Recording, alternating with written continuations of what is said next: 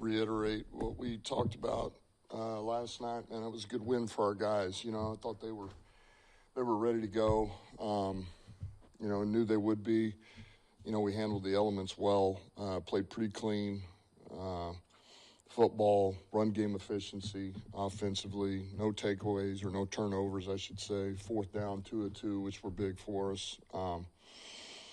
Defensively, third down, red zone, held the quarterback in check, had one takeaway, and that takeaway was for a pick. That was a big one for us right before halftime. Special teams, field position, and then really inside of offense, defense, special teams, we had to make a lot of adjustments. You know, for example, defensively, we lost BB, and we had to, defensive staff had to make a lot of adjustments, and I thought they did a great job. We overcame a lot. Same deal on special teams. We had to switch a few things up, but they paid big dividends for us. Offensively, we talked about it, Dave Montgomery, game ball. Really, really played well, man. Ball security was outstanding. Picked up some big yards.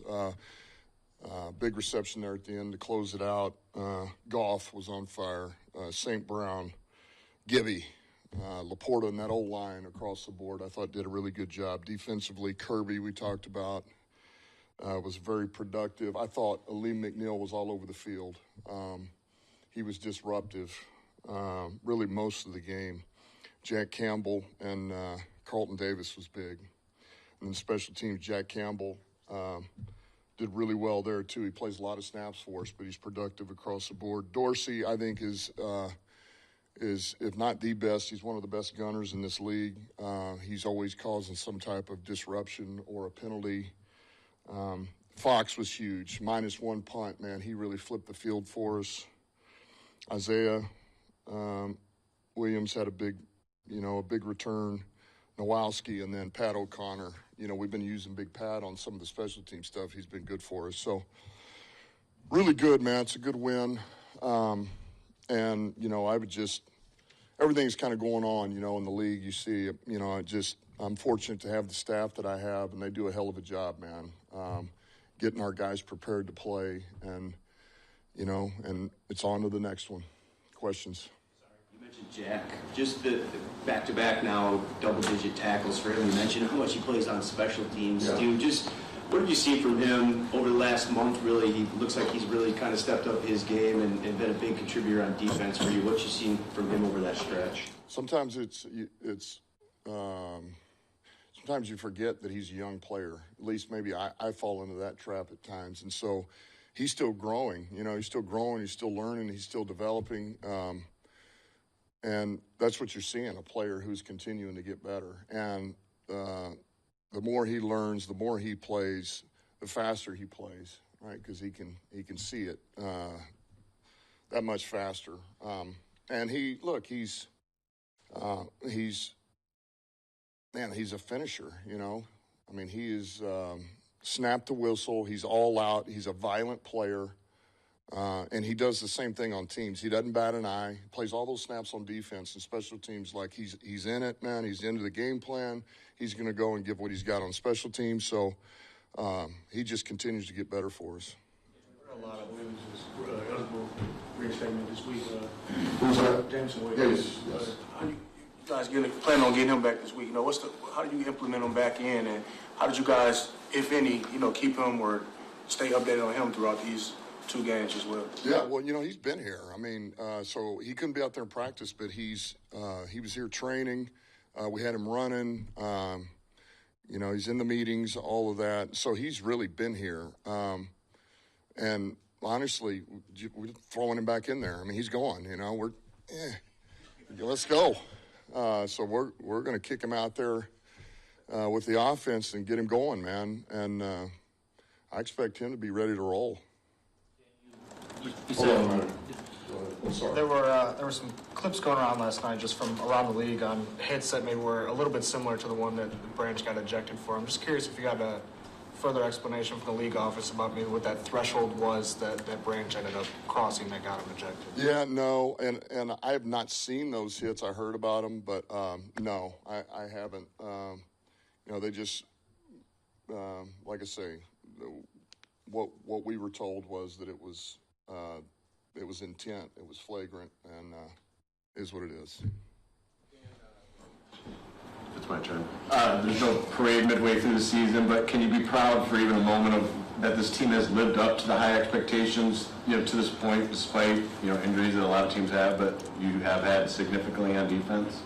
Well, I think with where we're at, look, it's just another credit to our staff and those guys on defense, man, picking up the load, carrying the load, And we've lost eight significant players on defense, and we just continue to rise up. And there's things that we are not as good at overall, but yet there's things that that matter to getting off the field defensively and limiting points that we're damn good at. And that's the most important thing about playing defense. And so there again, credit to the coaches, those guys. Hey, look, we've earned what we've gotten this far, but here we go. We got 9 left, to get through the season. So you just got to take it one at a time, and we're in a good place right now. Hold on a minute. I'm sorry. You said Friday, and in your post-game comments, you didn't need to validate anything. You did in a lot of ways. You didn't need to, but you did in the game to go and play in an outdoor environment against a team presumably built to play outdoors and beat them at their game. What does it say about your team? Well, I do. I just think it means I really believe we can play anywhere in any type of elements. We can play indoor. We can play with a big crowd. We can play if it's COVID season again and nobody's there. I just think that's how we are. That's how this team is. That's the type of guys we have. It's the type of coaches we have. I mean, that is part of our culture. That's part of our identity. And so I would say it's satisfying, to be able to know you can go do that. And I do feel like, I think Golf made a comment about being like a chameleon. I think that's very true. I think we can play any type of game we need to play, depending on where you're at, who the opponent is, environment, everything. I think we can win a lot of different ways, and that's a good thing. Being at more or less the midway point right here, like you said, all the injuries on defense, and I know Jalen for the last 2. You guys are top offense, top 5 in a lot of defensive categories. Is it fair to say you, at least at this point, maybe even exceeded your own expectations? I don't feel that way. I mean, I know this. I think more than anything for me, you just want to know you're playing good football. You want to know that as you go, you're continuing to get better, and you want to know, all right, man, if it all kind of ended now, do you have a legitimate shot at working your way through the playoff? You know what I mean? Like, man, you feel good about we're going to be able to mix this up and have a chance to win those games. And I guess I think more that way than I do necessarily the wins and losses. Of course you want to win. I want to win. Division games are important. And I feel good about that, I guess is the best way to say that. You're the best team in the NFL right now.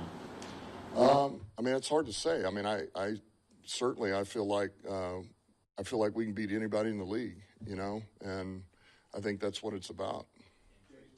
Their trade deadline's tomorrow. Just kind of half expecting a Brad surprise like last year, but he didn't come in. So, how likely is it, do you think, that you will make a trade by 4 games tomorrow? Yeah, I think it's hard to say. I mean, it's I don't think it's entirely up to us. I can tell you we're trying. Brad's trying, and we've looked at everything. We really have made a ton of calls, and he's been rolling on it. So we'll see. We still got a little bit of time here. We got till tomorrow evening. So we'll see what happens. Is there anything you feel you lack for the stretch run? No, I mean, look, if it's not, we're rolling. We got our guys, and we're going, and that's the bottom line. So, and look, if something doesn't get done, we'll start poaching some of these other practice squads, see if we can find some guys that we really liked when they were coming out, have some abilities, see if they can grow.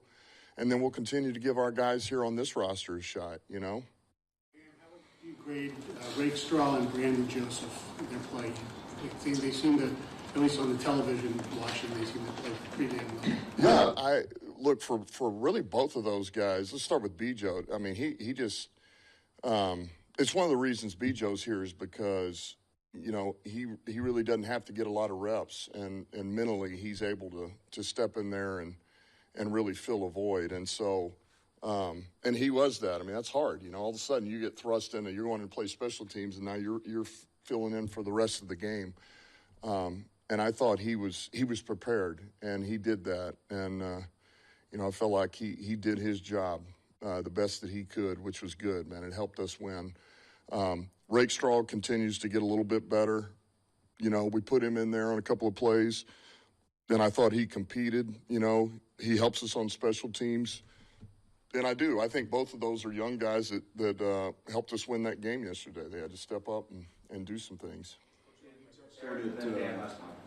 You touched on it there a second ago. Just this is probably considered the best division in football.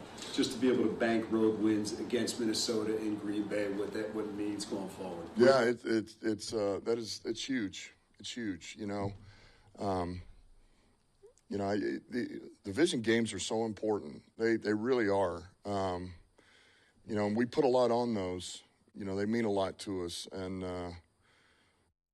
because those are the big ones, man. And then to be able to go and get them on the road and feel like we're continuing to play a little bit better every week, that's encouraging, you know.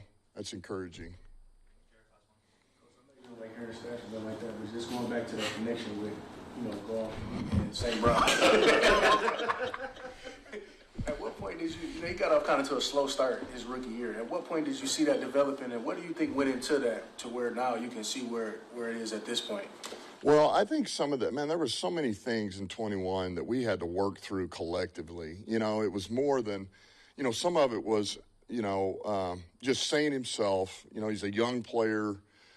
Things that work for you in college don't work for you in the pros. And there was a little bit of growing pain, and some of the things that, man, he got significantly better every week. Like, he just continued to grow. And there was a point there, it's like, we have to get this guy the ball. And really, all along, golf was saying, like, this guy is going to be a good player. This guy can win. This guy.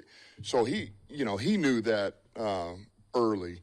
And so then it was about just giving him opportunities as he continued to grow. And once that connection started, it just has not gone away. And, you know, he's got a lot of faith and trust in that player. Because I said last night, I mean, he is going to create separation. He's going to win. He will win his one-on-one.